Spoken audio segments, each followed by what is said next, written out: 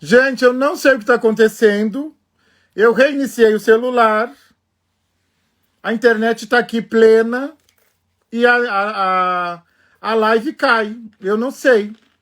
Não sei o que está acontecendo. Está tendo um... Não sei o que está acontecendo. Essa conversa tão interessante. Eu não sei o que está acontecendo. Nós vamos ter que fazer outro dia. Eu não sei o que está acontecendo. Não sei se eu acionei aqui um timer. Eu não sei o que está acontecendo, gente.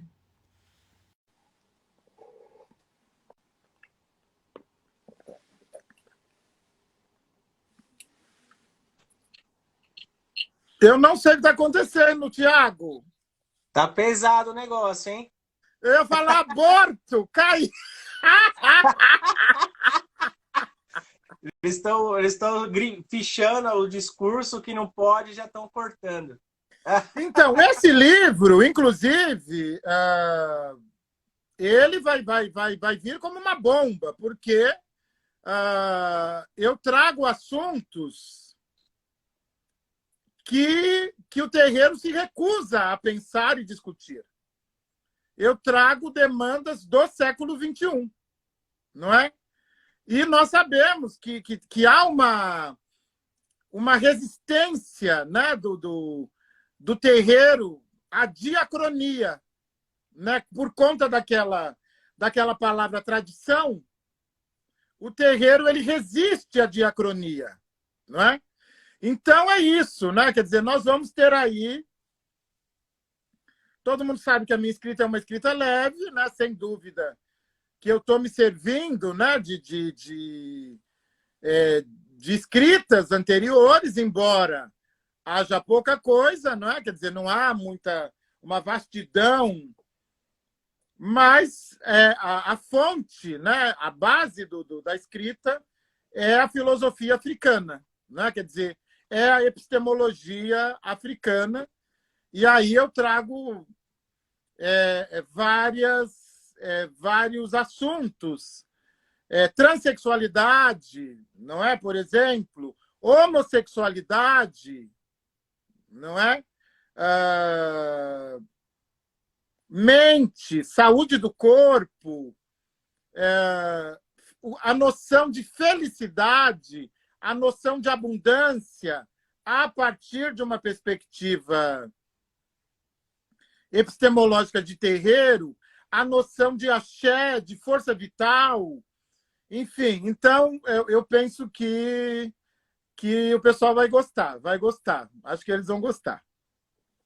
Tô ansioso para tomar nota disso, né? Bom, eu estou cursando uma disciplina aqui do doutorado, né? Eu até deixei separado aqui esse calhamaço de texto. E é o seguinte, eu duvido que você acerta quantas pessoas pretas tem aqui. Né? Quantas pessoas pretas tem aqui? 3 pessoas. Nenhuma. Putz, grilo. Então, quer dizer, agora o importante, não é pensar como que eu consigo converter esse conhecimento que eles consideram como conhecimento único, inextrincável, fazendo uso da decolonialidade, né? Como é que eu consigo lançar um olhar decolonial em cima desses textos? Não estou tirando mérito dos textos, não é isso, né?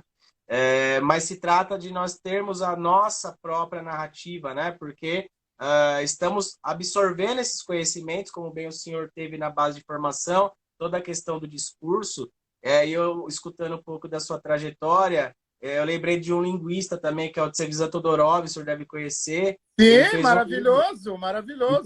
Isso, ele fez um livro interessantíssimo chamado A Conquista da América, a questão do outro, trabalho de tamanho valor que talvez aí alguns historiadores não tenham ainda produzido um livro à altura, né? E era um linguista. Então, é uma responsabilidade civilizatória muito forte que o senhor tem, é um desafio também muito forte e pesado, e eu acredito que essas conexões, essas parcerias são mais do que necessárias, né? E aí eu penso muito naquela questão que o senhor fala, de quebrar os muros do terreiro, né?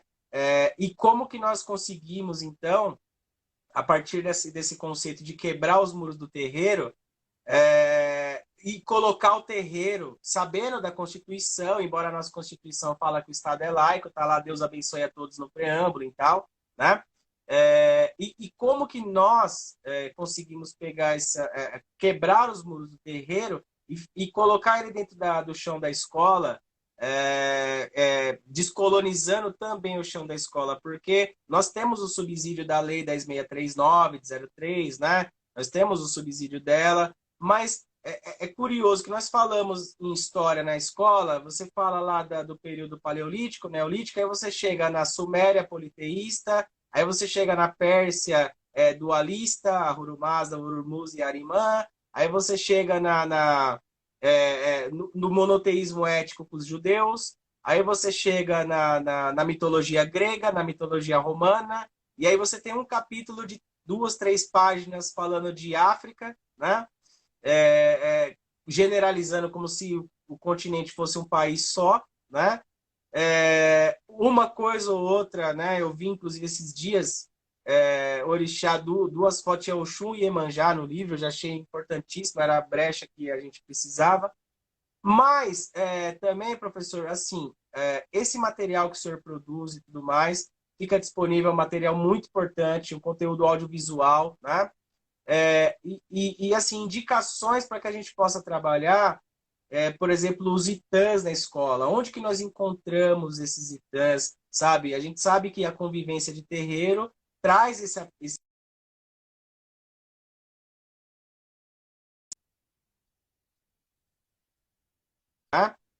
que nós temos dos itãs e a importância da história no terreiro. Porque é importante que dentro de um terreiro, as pessoas de terreiro conheçam a sua própria história. Não a história que ensinaram lá para a gente no banco da escola, que nós fomos moldados no chicote do colonizador, né? Então, assim, eu queria que o senhor pudesse discutir, assim, se nós não cairmos novamente, né? Um pouquinho sobre a importância da história dentro do terreiro e como que nós podemos, né, enfim, trabalhar essas questões, sobretudo com os itãs, dentro do chão da escola. Alguma possibilidade, né? Olha só, não adianta, não é? Quer dizer, não adianta, não é, professor Tiago? Nós temos inúmeros desafios, não são poucos desafios. E aí, mais uma vez, é fundamental uma efetiva luta antirracista, travada por todos nós, e é fundamental que nós falemos por nós. Porque se está aparecendo Oxum e Iemanjá no livro didático, pode ter certeza que, no mínimo, alguém que está por trás ou é de terreiro, ou é simpático, ou valoriza essa história. Porque se nós não estivermos lá, ninguém vai colocar isso no livro. E também por isso que nós precisamos produzir. Vai sair um outro livro agora, no segundo semestre, vai sair antes, inclusive, do meu, que é o Giro Epistemológico Antirracista, um trabalho de peso feito pelos alunos na Unicamp, na disciplina que nós ministramos lá, na pós-graduação, no mestrado e doutorado. E nós conseguimos, então, transformar em livro, né? Serão mais de 200 ensaios, mais de 200 páginas, cerca de 20 ensaios, não é? Inclusive, ontem eu convidei o professor Rufino, Luiz Rufino, para fazer a introdução. Então, é o seguinte, há 2 pontos centrais para a nossa luta. Quando eu falo, primeiro ponto, quando eu digo quebrar as paredes do terreiro, não tem jeito. Eu sei que o terreiro, ele não tem, ele está além e aquém das estratégias de combate da igreja. Só que a igreja é nossa inimiga. Não adianta passar pano para a igreja. O colonialismo nos colonizou, portanto, é nosso inimigo. O eurocentrismo, como diz a Aimé Césaire, é responsável pela barbárie produzida pela Europa. Portanto, é nosso inimigo. Então, ou a gente toma, sabe aquela coisa, Exu toma partido sem nenhum constrangimento, ou a gente toma partido, ou a gente vai ser devorado. Eu não acredito que o candomblé vai acabar, mas não está longe o dia de que a gente tenha que tocar escondido, num único horário, rapidamente. Entendeu? Porque nós sabemos que eles criam estratégias de combate. Então, eu penso o seguinte, quando eu digo nós falaremos por nós, tiremos a igreja de dentro do terreiro e quebremos a parede do terreiro, é porque na minha cabeça, e aí eu quero ouvi-lo sobre isso, nós precisamos de corpo. Então, eu quero que as pessoas sejam de candomblé. Eu preciso que elas sejam. As mais velhas, lá, Mãe Aninha, Mãe Puquéria, todas as mais velhas, Mãe Olga de Alaqueto, criaram estratégias para ter pessoas políticas, juízes, médicos dentro da casa de axé. Ela sabia que essas pessoas não iam se sujeitar aos ritos iniciáticos, raspar a cabeça, ficar 21 dias recolhido. Elas sabiam, mas elas criaram estratégias para ter essas pessoas perto do terreiro. Essas pessoas tinham acesso limitado lá dentro dos quartos de santo, das casas sagradas. Mas elas recebiam postos hierárquicos, títulos, como se fossem comendas, percebe? Para quê? Para poder ter um político, um juiz, um médico, porque nós precisamos de corpo de combate. Esses dias, uma pessoa de terreiro falou para mim, eu estou muito cansada do meu trabalho, trabalha com avaliação de livros, com publicação de livros didáticos. Eu falei, você precisa estar lá, porque se você não estiver, quem vai ter esse olhar preto, esse olhar de terreiro para avaliação do livro? Quem vai ter? Professor Tiago, entendeu? Então, não adianta, nós precisamos ser estrategistas, sabe? Eu estava conversando com uma mãe agora. Há muitas mães e pais nos nossos terreiros cujos filhos não estão no terreiro. Por que eles não estão no terreiro? Por conta do racismo religioso. Porque, às vezes, o filho casou com uma mulher católica, a família da mulher não aceitava, e aí, né, luta de forças, quem que ganha, sabe? Eu acho que a gente precisa acordar.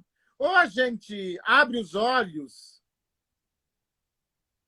para a guerra que está posta, Ou não, porque é o seguinte, se uma pessoa de candomblé, se um filho de evangélico se converter ao candomblé, ele é expulso de casa. Agora, nós não. Se um filho nosso decidir não ser de candomblé, nós respeitamos. Percebe a diferença?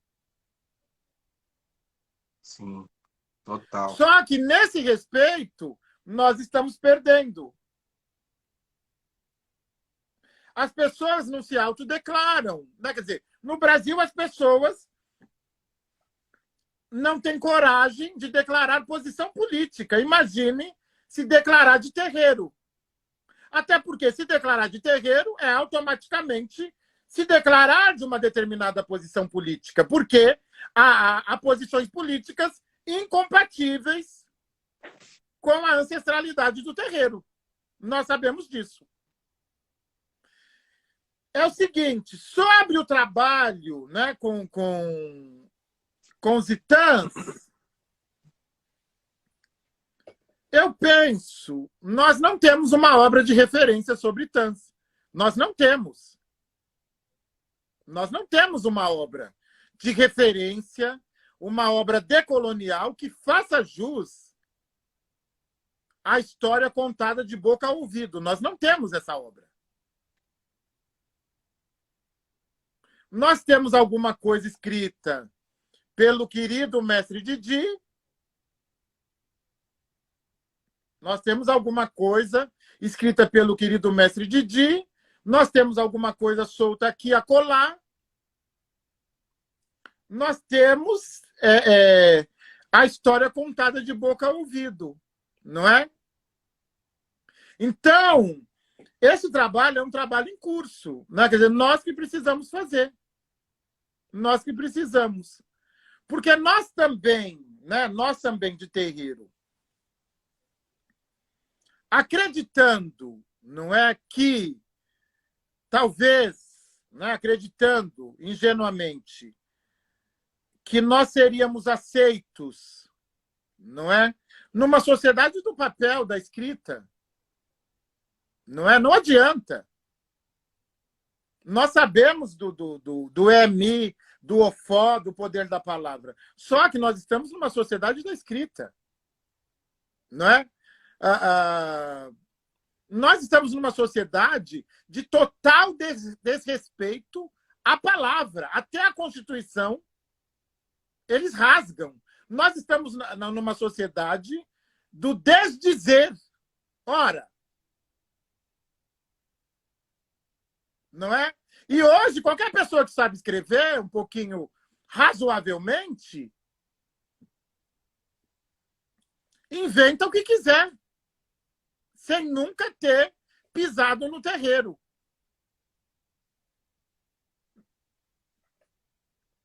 Então, veja, olha a complexidade dos nossos problemas.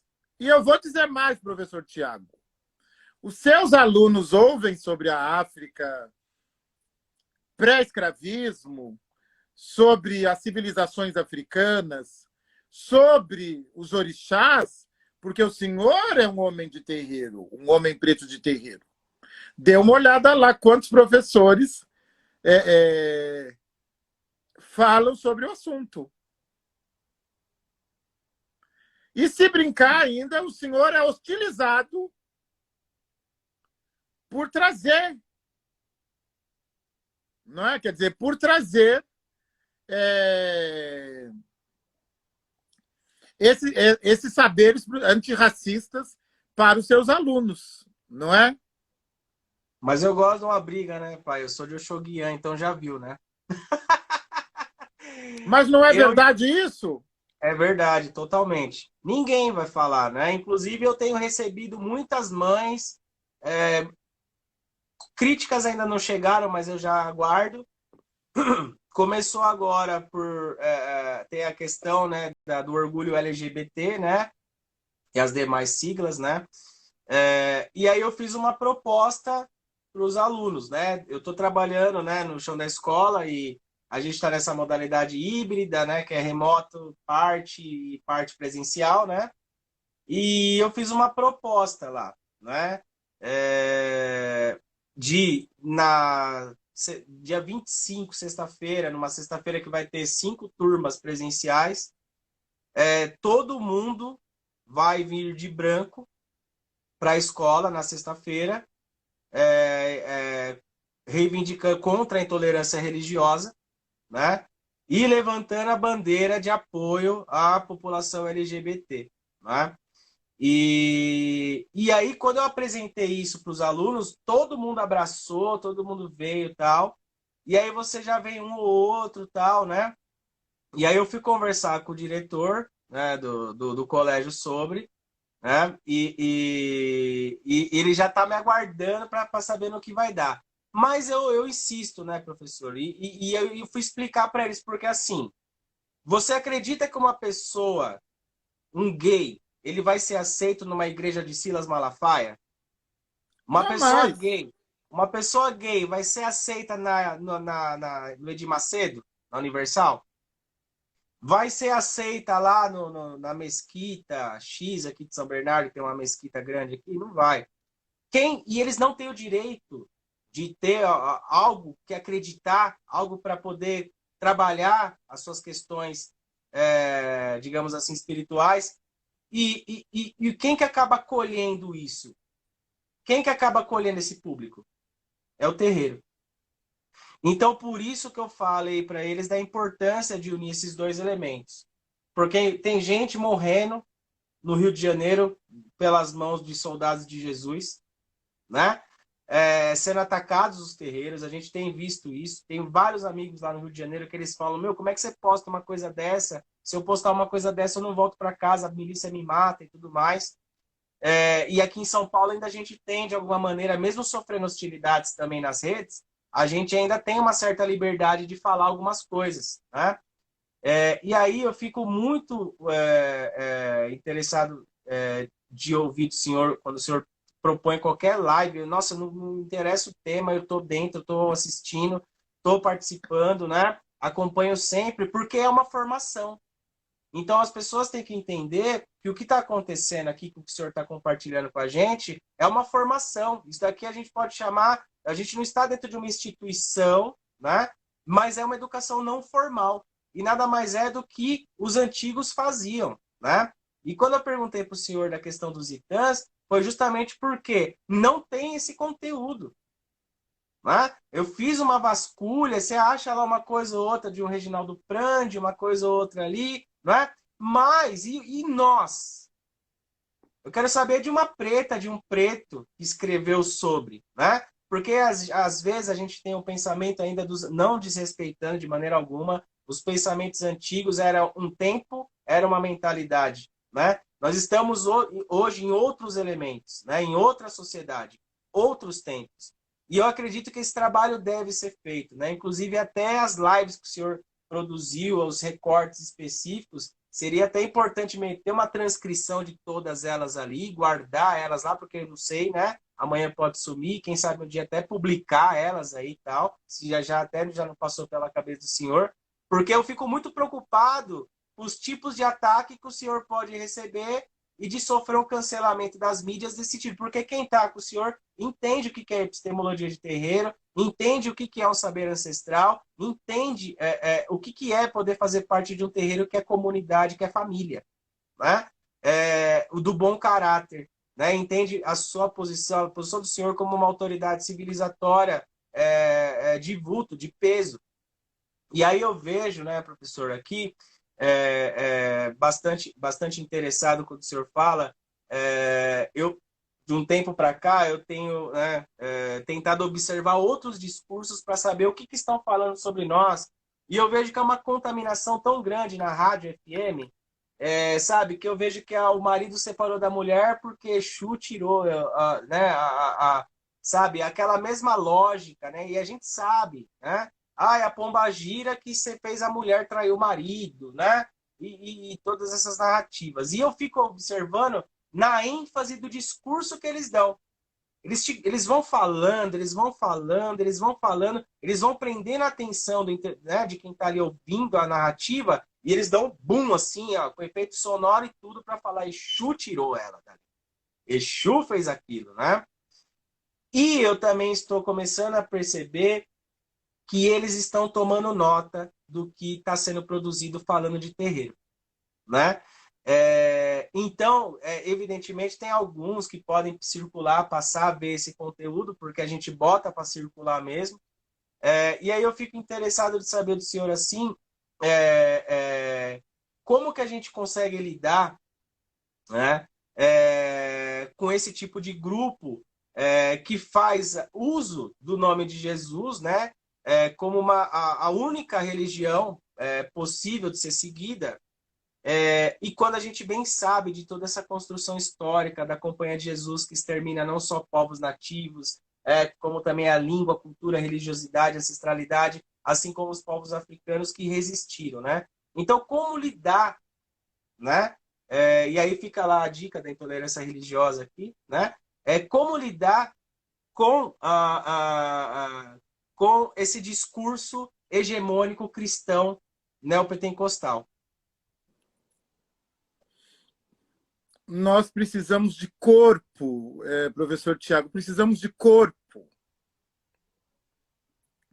Nós precisamos que uma pessoa entre na sua casa e ela saiba que entrou na casa de uma pessoa de terreiro.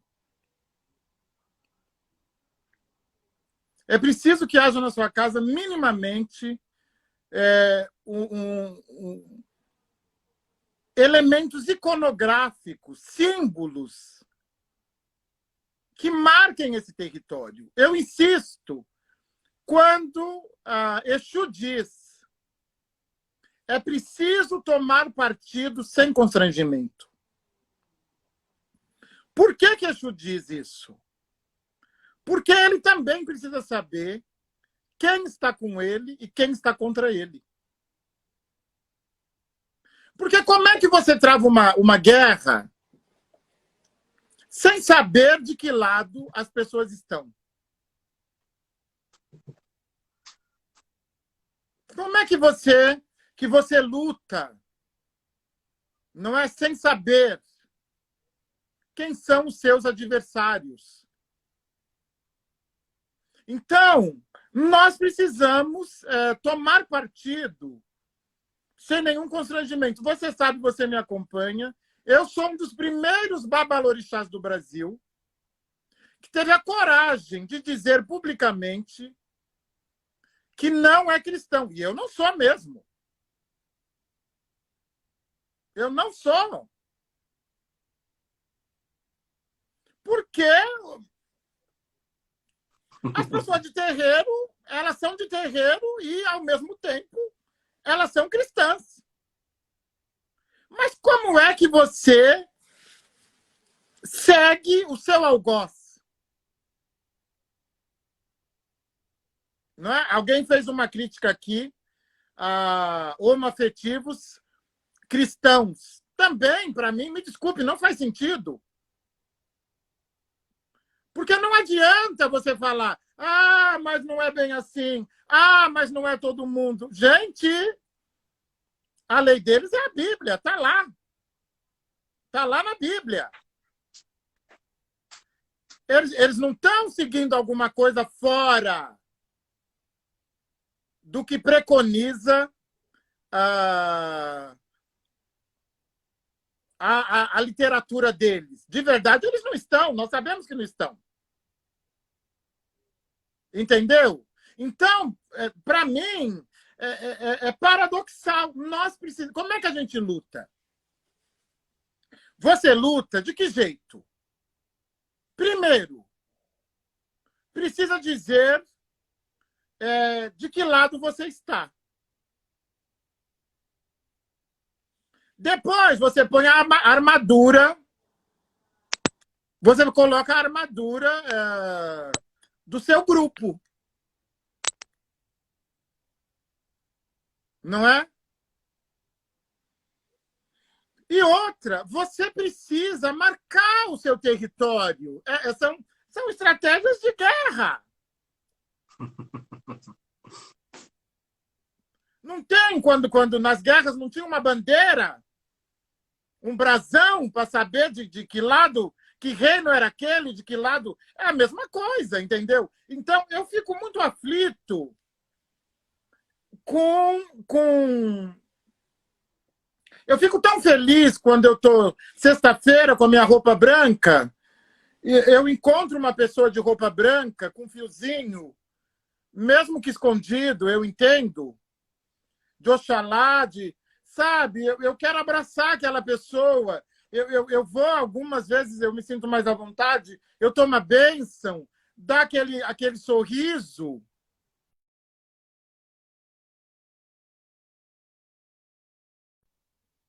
Nós precisamos, é, por mais clichê que pareça, levantar a nossa bandeira. Nós temos de levantar a nossa bandeira. Não, mas eu vou ser perseguido, eu vou ser hostilizado, eu posso perder o emprego. Sim, é verdade, não é? E isso vai acontecer por quê? Porque nós estamos numa guerra contra o racismo religioso. Entendeu? Só que nós estamos no século XXI. Eu entendo um comportamento, né? Quer dizer, um candomblé às escondidas, você esconder que é de terreiro no século XVIII, XIX, XX. Mas não, nós estamos no século XXI. No século XXI, com uma Constituição cidadã, uma Constituição que marca bem a laicidade do Estado, embora saibamos da fragilidade dessa laicidade, não é? Então, eu reitero. Tem gente de terreiro, eu vou no Instagram da pessoa, não tem um negócio lá, gente, da religião dela. Você vai no Instagram do evangélico, é salmo para lá e para cá, é versículo tal, a puta que pariu, é não sei o quê, é Jesus pregado na cruz. Gente! Aí você vai no Instagram de uma pessoa, às vezes autoridade civilizatória, gente que é autoridade, liderança de terreiro. Aí você vai, também a pessoa salmo de terreiro também, com salmo, com a Bíblia. Aí, né, caramba? Né? Desculpa, já passou da meia-noite, não fode, caralho. Realmente, realmente. E isso que o senhor falou, eu ouvi muito bem numa live que o senhor fez com o Babá Alexandre Teles, dessa questão dos símbolos, né? É muito importante, porque você vê que eles usam o crucifixo, eles têm as imagens dos santos em casa, tem lá um altar específico, né? E tem pessoas de terreiro que, infelizmente, elas acabam que ficando naquela coisa como se tivesse com aquela mentalidade ainda de senzala, né?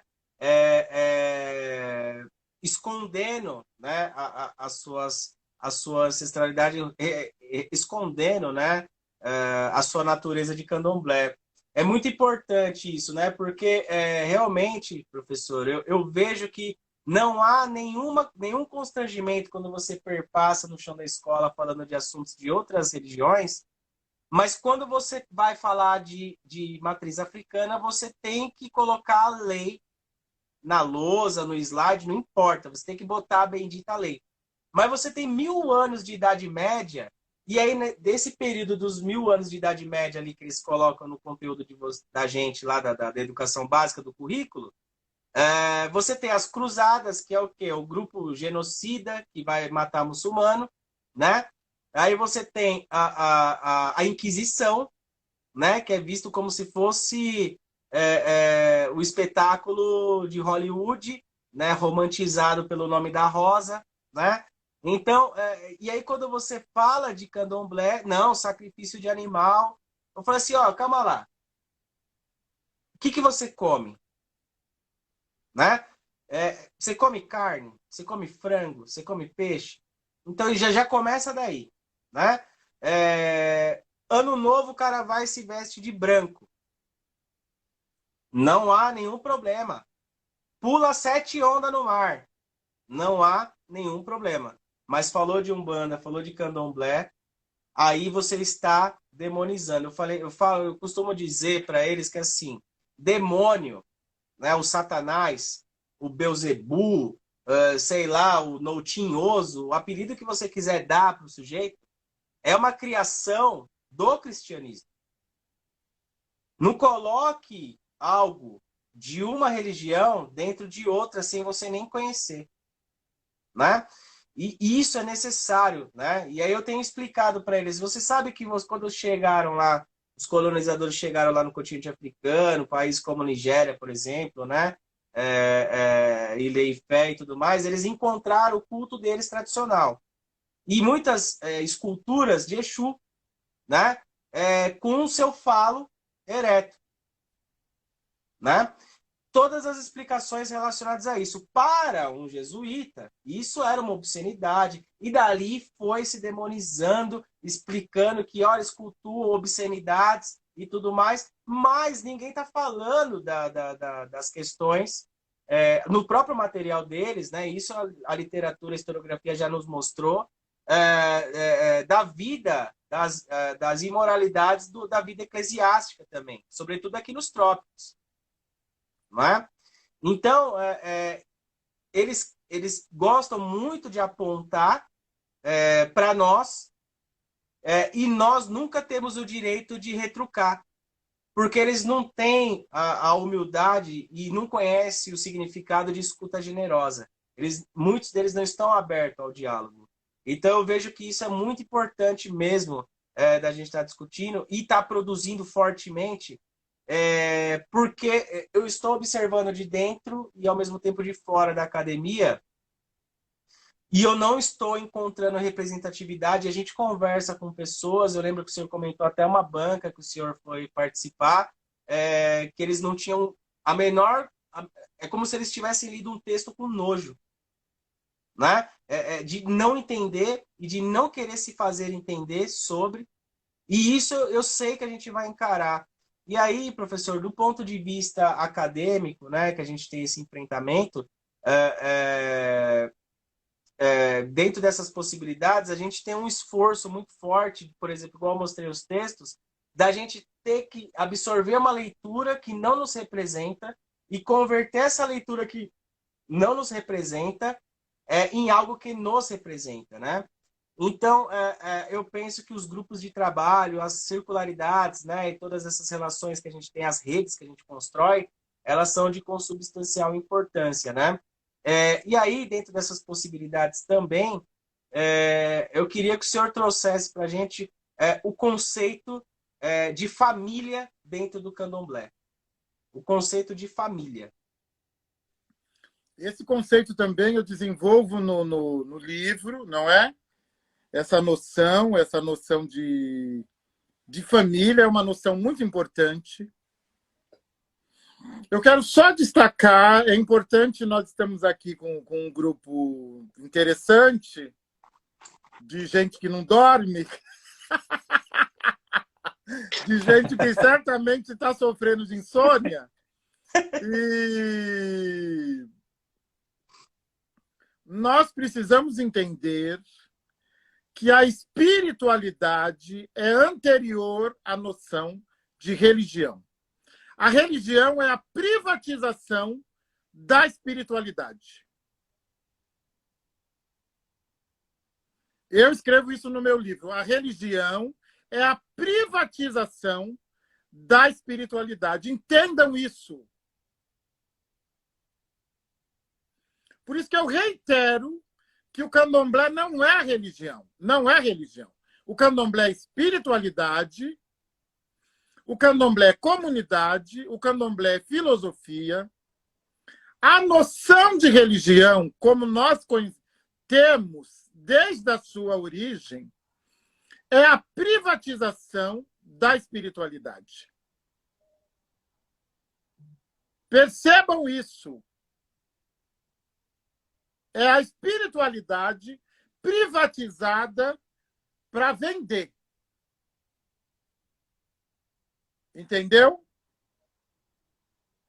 Os terreiros não são religião. Institucionalmente são, porque precisamos caber numa gaveta institucional. Mas nós estamos falando de espiritualidade africana, de espiritualidade originária. Entendeu? O terreiro, a noção de religião devastou e devasta reiteradamente também o terreiro. A noção de religião reduz o terreiro à igreja. E o que é pior, reduz o terreiro à igreja sem dízimo, sem financiamento do Estado, sem condições de se manter. Então, é importante, eu queria destacar isso, entendeu? E a professora Estela Caputo aqui está conosco falando, é importante mesmo destacar, quando perguntam sobre religião, candomblé, exatamente, candomblé é umbanda, nagoebá, xambá, batuque. Então, é fundamental que a gente destaque isso. Agora eu fiz uma digressão enorme. Qual que era o centro da questão, Tiago? O significado de família no terreiro. Família. Vamos lá. Bom, eu estava, inclusive, conversando há pouco com mamãe. Nós temos conversas matinais e conversas à noite. E eu estava falando justamente isso, que nós, o Ocidente, né, o jeito de perceber a vida e as coisas, o Ocidente, é tudo no conto de fadas. Então, o Ocidente, ele romantiza a família. Né? Romantiza. Tanto que você é obrigado a suportar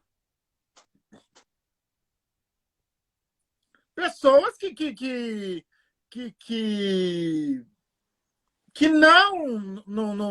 não agem efetivamente em seu favor, que não lhe amam, que não lhe cuidam. Hoje, eu recebo muito no jogo de búzios, professor Tiago, filhos esperando os pais morrerem e já pensando nos bens.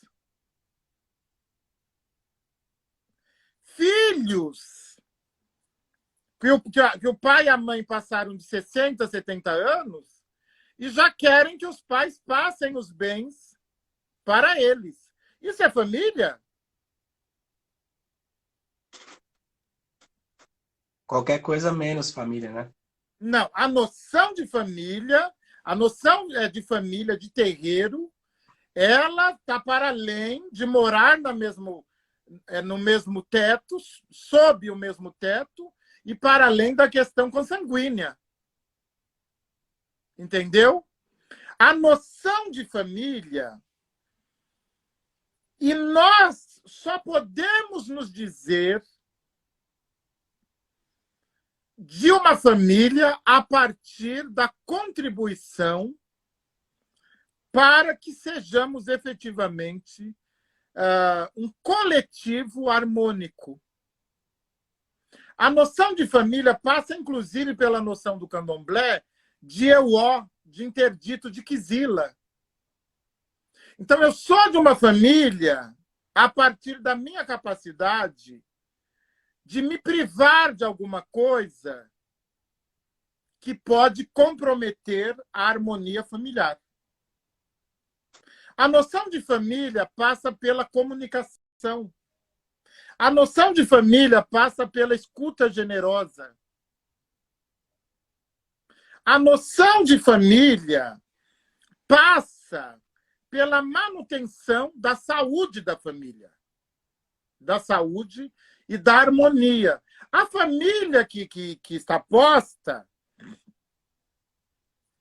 e eu gosto sempre de destacar, né, quer dizer, nós temos uma família que é cada um por si, eu me basto, eu sou indivíduo. Engraçado que os filhos das pessoas que eu oriento através do jogo de búzios, eu sempre pergunto, e ele fala, eu me basto, eu sou indivíduo, tal. Eu falei, mas ele já constituiu a própria família? Não! Ele continua morando na mesma casa, comendo da comida da mamãe e do papai, recebendo mesada. Eu falei, mas como que é esse eu me basto? Qual que é o sentido do eu me basto se eu estou ainda desfrutando economicamente daquilo que meus pais, não é, edificaram ao longo da vida? A noção de família é uma noção, como diz o professor Jairo, é uma noção ancestrálica.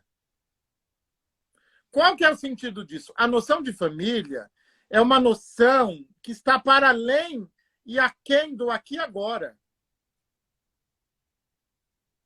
Eu preciso honrar aqueles que vieram antes de mim. Eu preciso honrar aqueles que virão depois.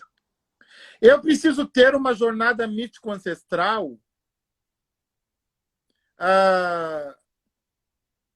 exemplar, admirável.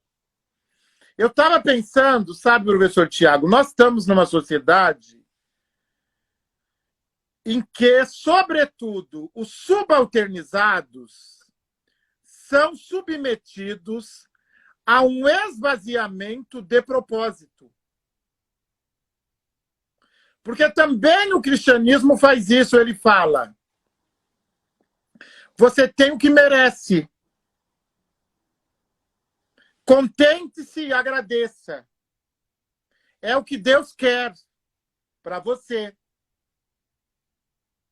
Seja feliz. Isso nos coloca em qual posição? De escravos? Porque nesse momento nós estamos produzindo para quem? Para os verdadeiros exploradores capitalistas. Por isso que eu desenvolvo a noção de miséria epistemológica no terreiro. Me incomoda muito um terreiro incapaz de gerar abundância, de gerar sanidade mental, harmonia. Eu não estou falando abundância no sentido consumista, mas abundância no sentido de ter o mínimo necessário que o Estado deveria garantir para ter uma vida, né? Uma vida com atendimento de saúde, com habitação, com alimentação, uma alimentação que não nos mate, não é? Então, vejam, eu tenho pensado muito que o epistemicídio, a subalternização existencial, ela diz para nós que nós não precisamos ter um propósito, que nós não precisamos ter uma agenda. E é por isso que muita gente de terreiro não tem propósito, não tem agenda. Porque está se comportando de acordo com uma outra filosofia que não é de terreiro. Veja, olha, não precisa ir muito longe. Revisite os itãs, os mais conhecidos. O que acontece nos itãs dos orixás? Eles estão sempre em luta. Eles estão sempre com um propósito. Seja Ogum na conquista de Irê, seja a transformação de Obaluayê, seja o Xumaré fertilizando a terra com água, seja Oxum indo até o Lodumare para trazer água de volta para a terra, seja Inhansã contribuindo para mostrar o Obaluayê com os seus ventos, seja Ossan manipulando as folhas e dividindo com todos os orixás para a cura. Eu não estou vendo aí um orixá vivendo sem agenda, sem propósito.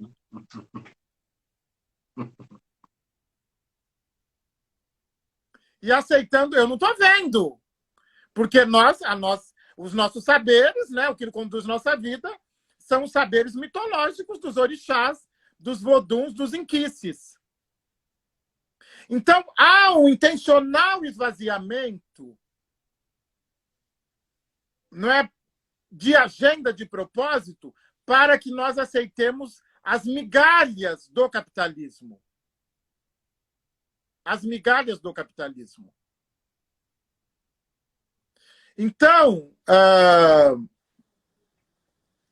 também tem a ver com a noção de família, porque uma família precisa ter uma agenda. Uma família, para ser família, tem de ter um propósito coletivo, tem de ter uma agenda coletiva.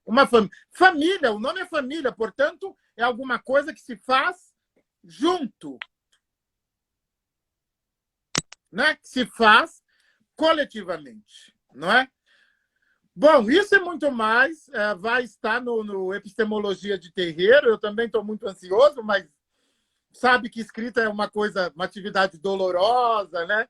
Precisa deixar o texto descansar, precisa fazer esse vai e vem, e depois ainda precisa de uma revisão, porque o pai e a mãe nunca veem os defeitos do filho. Mas acho que a gente abriu aqui a nossa conversa com chave de ouro. O pessoal não dorme mesmo. Está aqui mãe Dani, está a querida Lilian, tem muita gente aqui, professora Estela. E nós vamos continuar. E vamos agora 12 dias. Mandem as suas questões. Quem quiser participar, enfim, aqui, venha conosco. É uma conversa assim para entrar à madrugada, não é? E estou muito feliz, foi uma conversa deliciosa. Pelo menos a parte que a gente conseguiu levar adiante, não sei o que estava acontecendo. Eu vou deixar salvo aqui no IGTV. Agradeço a vocês que me acompanham, que compartilham. E produzam também. Quem puder, produza. Coloque no seu Instagram. Produza, não deixa parado não a sua leitura. O que você estiver lendo, compartilha, é importante, entendeu? Não deixem parado. Quem quiser vir para a live, manda lá mensagem lá no meu privado, enfim, manda uma mensagem. E estamos, né, no mês de Xangô. Estamos no mês de Xangô. Vamos aquecer a justiça, potencializar a justiça e vamos pedir que se faça justiça a despeito das dificuldades. E eu quero agradecer ao professor Tiago por estar aqui, abrindo essa gira, não é? E vamos aí, porque a gente não dorme cedo mesmo, então vamos aí 12 dias de conversa com os nossos irmãos e irmãs de terreiro, antirracista, acadêmicos, pesquisadores, pensadores, e vamos lá. Pai Sidney, parabéns por mais essa nova empreitada. O senhor não mede esforços para estar trazendo para nós e para o público geral que lhe acompanha essa descolonização dos saberes ancestrais, né? Tirar todas essas nuances que prejudicaram, né? Macularam a imagem do terreiro. Eu vejo isso como um esforço muito, muito interessante, muito importante, necessário. Eu também sei que é muito difícil, né? A gente, como o senhor disse, né, a gente está naquele mundo dos cliques, né? Você sai de uma aqui, você vai para lá. Antigamente você tinha que pegar um táxi, você vai para um lugar, aí você tinha que ir para o outro, então tinha uma logística, agora não. Você vai daqui sabe, para o Ceará em um clique, né? E gostaria de parabenizá-lo novamente, dizer que isso vai reverberar, sobretudo para além das nossas essências, né, nos trabalhos que nós andamos fazendo e produzindo. Com certeza o meu doutorado vai estar lá com inscrição e a gente vai registrar dentro da Universidade Federal do ABC essas contribuições que o senhor tem dado, com certeza. E eu gostaria de agradecer também pela oportunidade do chamado para essa abertura dessa gira de 12 dias, importantíssimo, né? Então, como o professor disse, tragam aí as suas questões, né? Participem, produzam também, né, conteúdo que é muito importante, né? Registrem lá, sabendo que vai ter utilidade para alguém, né? Esse material a gente consegue incorporar ele num texto, num artigo, numa tese, numa dissertação, e é muito importante que a gente tenha esses referenciais descritos, porque não é o que a gente sabe, é o que a gente pode provar. Então, gratidão, professor, pai Sidney Nogueira, uma grande bênção foi o senhor ter me convidado, me dá até um up assim, para muitas outras coisas, né? Me sinto bastante agraciado, privilegiado e muito feliz. Gratidão a todas, todos e todos que participaram até agora, que estão aí, ninguém dorme, né? E agradecer por todos os comentários e todas as questões colocadas aqui. Desejar muito axé, que meu pai, o Xaguian, abençoe a todos e proteja todos dessas mazelas. Axé. Axé, axé, a cada um e cada uma. Saúde, vida longa, abundância. Cuidem-se, mãe Dani, querida, um grande beijo.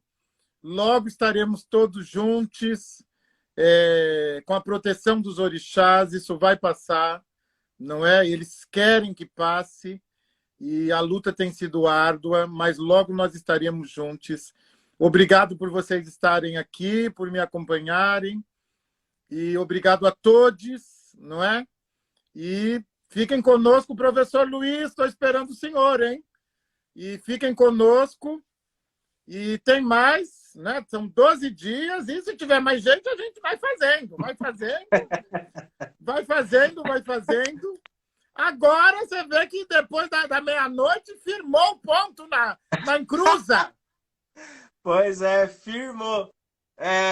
Tentaram, né? Foi peso demais, mas a gente perseverou. Depois da meia-noite firmou o ponto na encruza. Um forte abraço. Axé a todos.